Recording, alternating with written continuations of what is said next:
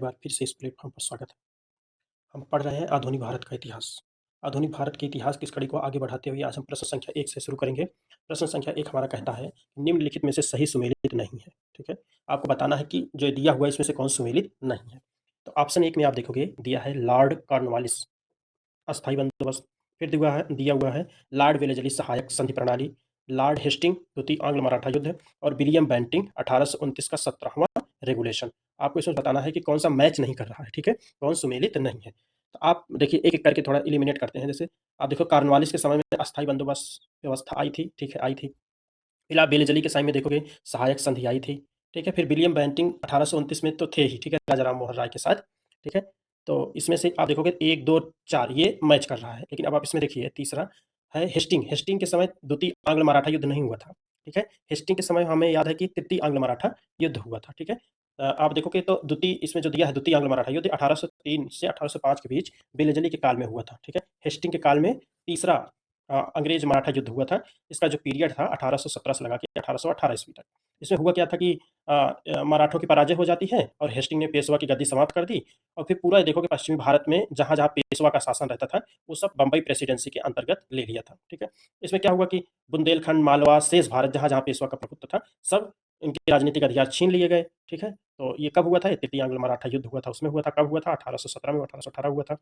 लेकिन इसमें देखिएगा ऑप्शन नंबर 3 मैच नहीं कर रहा है। लॉर्ड हेस्टिंग द्वितीय आंग्ल मराठा युद्ध के समय नहीं थे, इस समय थे हमारे कौन से? वेलेज़ली थे, ठीक है?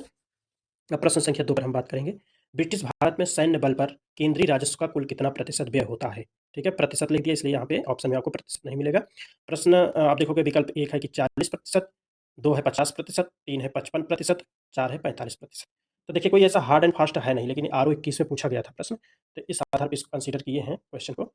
तो आप देखोगे इसमें से आप देखोगे तो 40% सही माना था उस समय, ठीक है? 40% लगभग, ठीक? इस पे ज़्यादा बात करना व्यर्थ है। आगे प्रश्न संख्या 3 पे देखते हैं। 18वीं शताब्दी के उत्तरार्ध में इसे प्रायः कंपनी बहादुर की शान-ओ-शौकत का अस्थायी प्रतिनिधि कहा जाता था, ठीक है? अस्थायी प्रतिनिधि कहा जाता था। तो आप देखोगे इसमें जो हमारा विकल्प है, दरोगा है, कोतवाल है, अमला है, जमींदार है, ठीक है? इसमें आप देखोगे तो विकल्प संख्या आपका 1 सही हो जाएगा दरोगा, ठीक है? अच्छा, अब ये थोड़ा-सा इसके बैकग्राउंड में क्या स्टोरी थी आपको बताता हूँ। 1793 में कॉर्नवालिस ने ज़मींदारों को उनके पुलिस कर्तव्यों से अलग कर दिया, ठीक है? कब किया? 1793 ज़मींदारों को जो दिया था पुलिसीय सेवा मतलब उनका जो ड्यूटीज़ थी, उससे मुक्त कर दिया। फिर किया क्या कि 20 से 30 वर्ग मील के क्षेत्र में अस्थायी एक थाना बनाया उसने, थाना स्थापित किया और वहाँ पे दरोगा नाम के पुलिस अधिकारी की नियुक्ति की। तो दरोगा की नियुक्ति एवं पर्यवेक्षण जो है मजिस्ट्रेट द्वारा किया जाता था। किसान दरोगा को कंपनी बहादुर की शान-ओ-शौकत का अस्थायी प्रतिनिधि मानते थे, ठीक है? किसान लोग क्या कहते थे कि ये जो कंपनी है ईस्ट इंडिया कंपनी उसके शान-ओ-शौकत के अस्थायी प्रतिनिधि कौन है? दरोगा साहब हैं। तो इसमें विकल्प संख्या 1 सही हो जाएगा दरोगा। प्रश्न संख्या 4 पे देखेंगे तो अंग्रेजों के विरुद्ध बनारस विद्रोह का नेतृत्व किसने किया था? ये ऑप्शन है अंग्रेजों के विरुद्ध बनारस विद्रोह का नेतृत्व किसने किया था? तो शुजा-उद-दौला, आसफ-उद-दौला, राजा चेत सिंह, महीप नारायण सिंह। तो इसमें सही ऑप्शन हो जाएगा राजा चेत सिंह। कौन किया था? राजा चेत सिंह किए थे। ठीक है? अब इसका थोड़ा बैकग्राउंड आप जान लीजिए।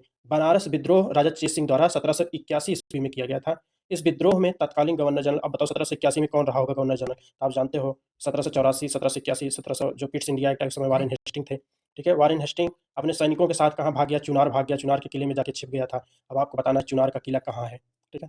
अब प्रश्न संख्या 5 है, किस वायसराय की हत्या अंडमान निकोबार द्वीप समूह में एक दंडित अपराधी द्वारा की गई थी? आप देखोगे इसमें विकल्प है मेयो, कर्जन, रीपन, मिंटो, ठीक है? Mayo, Curzon, Ripon, Minto. तो इसमें कौन सा सही हो सकता है? ये तो बहुत कॉमन सा क्वेश्चन है। ये मेयो सही हो सकते हैं क्योंकि मेयो की हत्या अंडमान निकोबार में कैदी ने कर दी थी जब वो सेलुलर जेल का भ्रमण कर रहे थे उस दौरान, ठीक है? शेर अली नामक पठान था उसने मार दिया था मेयो प्रथम, ठीक है? अब आज 5 क्वेश्चन हमारा हो गया जैसा कि 5-5 क्वेश्चन का टारगेट है, तो 5 क्वेश्चन ही रखेंगे। धन्यवाद, आप सब अपना कीमती समय इस प्लेटफ़ॉर्म पे दिए। आज इतना रखते हैं और बाकी आप लोग ध्यान से सुनते रहिए इसको। ऑप्शन में टिक नहीं करता हूँ, जिससे आप लोग एक बार बार-बार देखेंगे तो सही रहेगा। Thank you, bye, good night.